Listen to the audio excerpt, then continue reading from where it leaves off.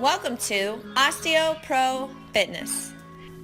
Jenny Samuelson here with Osteoprofitness, and in this video I want to talk about core activation. When I talk about core, what I'm referring to is a muscle called the transverse abdominis, or TA for short.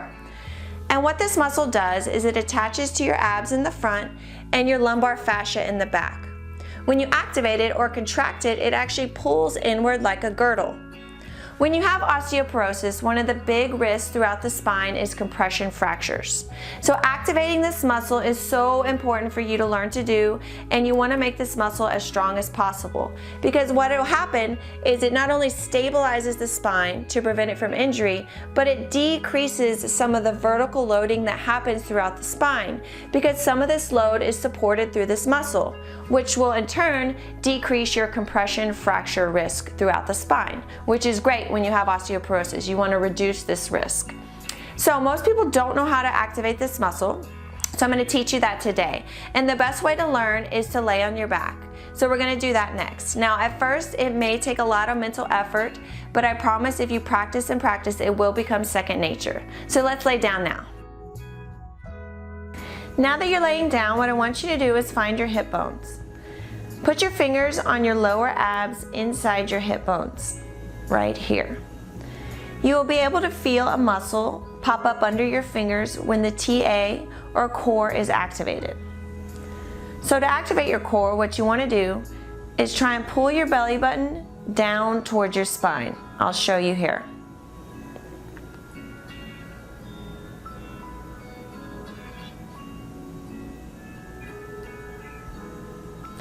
A lot of times people try to suck in, lift up their rib cage, and hold their breath. This is not activating your core. Do not suck in your stomach and hold your breath, but pull your belly button down towards the floor or down inward toward your spine. Again, I'll show you here.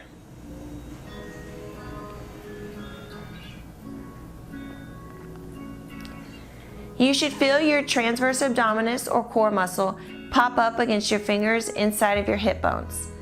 If you find yourself breathing in and holding your breath, what I want you to do is take a deep breath in,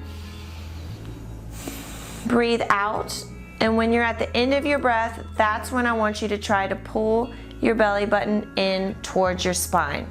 You should be able to pull your belly button in and continue to talk and breathe normally. Once you feel the muscle underneath your fingers and you feel like you're contracting your core, I want you to hold it for 10 seconds while continuing to breathe in and out normally. Once you can hold that contraction for 10 seconds, the key is to practice it 10 seconds for 10 times laying down until you feel really confident and comfortable with it. If you don't feel the muscle at all at first, it's okay. It's totally normal. Keep practicing. Pull the belly button in towards your spine and you will get it. So once you feel really comfortable and confident activating your core while laying down, what I want you to try next is to do the same thing but in a sitting position. So you'll pull your belly button in towards your spine, hold the contraction, make sure you can breathe in and you can breathe out comfortably. Pull in, hold for 10 seconds, 10 times until you feel really comfortable and confident. So once you feel really comfortable with activating your core in sitting, the next step is to learn how to activate your core in standing. So again, same thing, you want to pull your belly button in towards your spine, activate your core, make sure you can breathe in and breathe out normally, and hold that contraction for 10 seconds, 10 times. Keep practicing until you feel really confident and comfortable with activating your core in standing.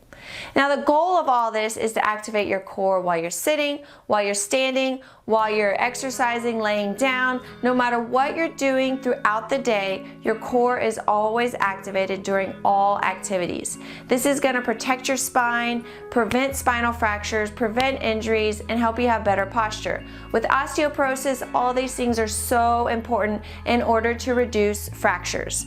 Now it may seem like It takes a lot of mental effort at first, and you're really having to focus on it, but I promise if you practice, then over time it'll become second nature, and it's a great, healthy spinal habit to have.